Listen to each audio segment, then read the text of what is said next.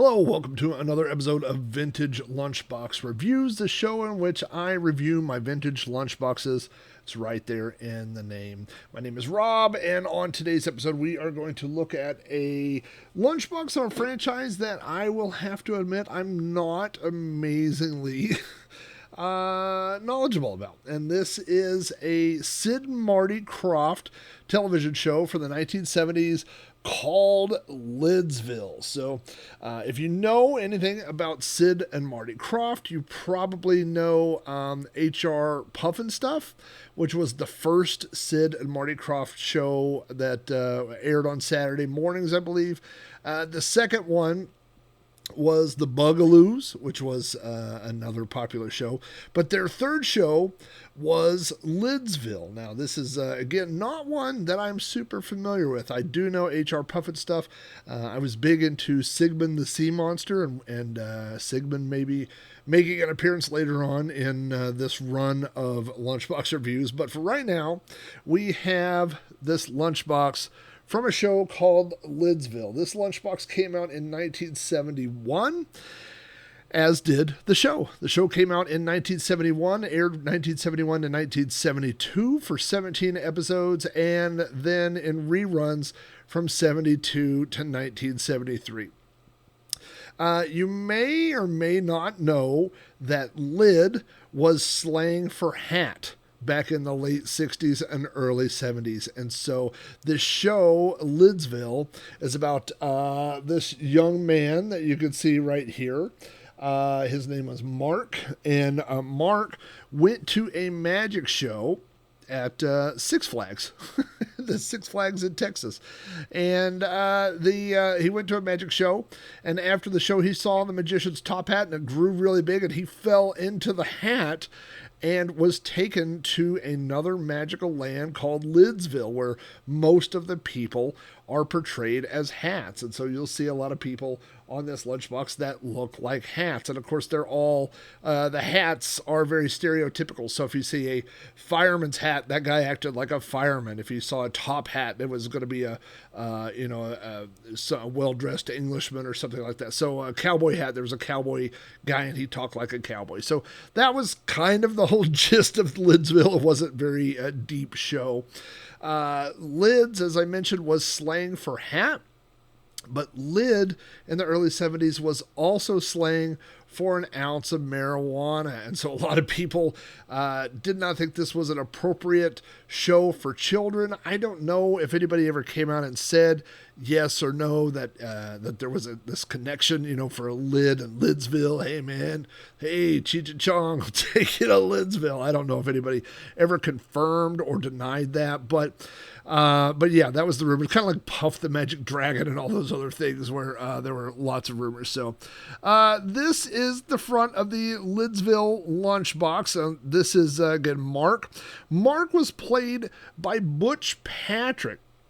If that name sounds familiar, Butch Patrick was also Eddie Munster from the Munsters. He was the little Wolfman kid. So he went on to bigger and better things, including starring in Lidsville. So we have that. And his nemesis in Lidsville, as you can see at the top, that evil-looking magician, that was Horatio HooDoo.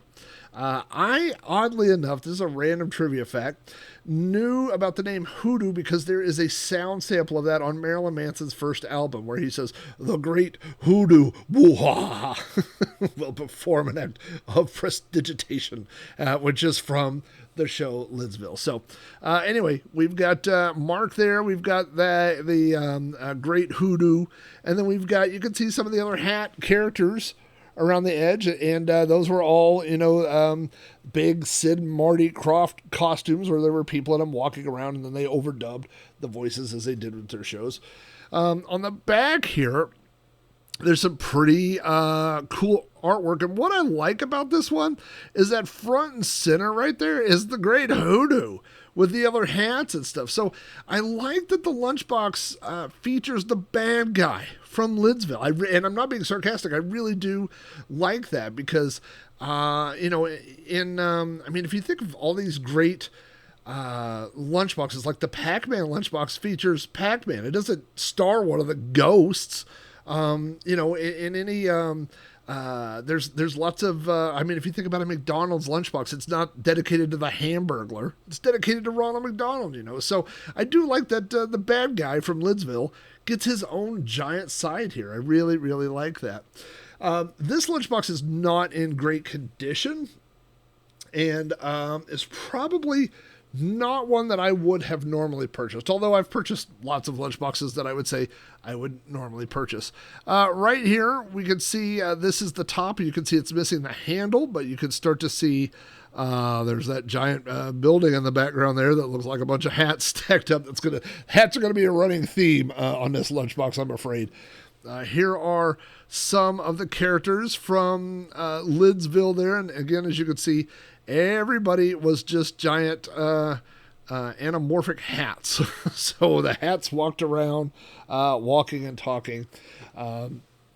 Here again, we've got, that's Mark, that's Butch Patrick right there. But boy, oh boy, that's he looks more like a werewolf here than he did in the Monsters. I don't know about that. And then we've got HooDoo, and we've got some other characters on there. On this last side here, there's something kind of interesting, and I love finding things like this. People think, oh, it ruins the value, and maybe it does to super uber collectors, but to me, it just reminds me that these things were used. And so on the fourth side, you've got artwork, but someone right in the middle has stuck a $6 million man sticker. Which I think is absolutely hilarious. There was some kid that was like, I got, Lidsville, and that was hot a couple years ago, but guess what's hot now? The $6 million man. So he just stuck him right there on the side. I could probably peel that off with some goof off or Goo Gone or something and work that sticker off, but I leave him. Because, like I said, this is some kid, 50 years ago. This lunchbox came out in 1971, so 52 years ago. Some kid got this lunchbox, was taking his lunch to school, and then at some point he upgraded it with a $6 million man sticker. I love it. Not anything too surprising in here. I don't have the thermos. And in here we have the normal wear and tear, some scuffs, a little bit of rust. This one does open and close better than some of the other ones that I have, but the latch right there is really loose and kind of rusty. So this one is not in great condition. Now, when I was out shopping for lunchboxes, well, I don't go shopping for lunchboxes, but I do go to thrift stores and flea markets and places like that. And when I see old lunchboxes, if they're in good condition or okay condition, and depending on the price is really my deciding factor, I may or may not pick them up. So I was out shopping one day, and I ran across this lunchbox. So I went to eBay to see if this was a desirable one or a throwaway one. And again, I wasn't super familiar with Lidsville, the show, but I looked on eBay, and there were lots of them selling for between $150 and $200. And I think I found this one for like $20.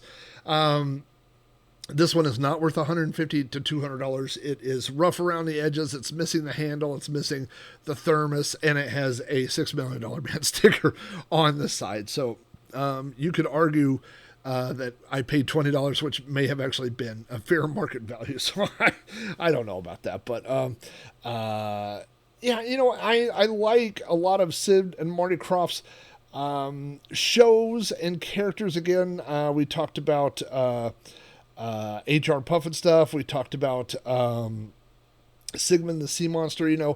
Those are all tied, not directly, but kind of thematically to the early 70s Ronald McDonald characters. Similar looking designs, similar themes, in those costumes and characters. So they all, even though I'm not like specifically nostalgic about the characters in this show, I'm nostalgic about that era, and I like in general those kinds of characters. So this is I've had this side on display for a while, but when I put this back on the shelf, I'm gonna put this side back up. I like the great HooDoo there, and I like the bad guy just running rampant that every kid pulling his lunch sandwich out and whatever would have this bad guy to look at. So, hey, thanks for watching another episode of Vintage Lunchbox Reviews. I don't normally say this, but if you do like this show, like these episodes, you can subscribe to me on YouTube, and down in the comments, let me know if you had this lunchbox, if you knew somebody that had it, if you liked the show Lidsville or are familiar with it, and you can ask or request some lunchbox reviews. I may or may not have those lunchboxes, but if I do, I will bump those up in the list. So thanks for watching. Tune in tomorrow around lunchtime, and we will find out what is on the menu.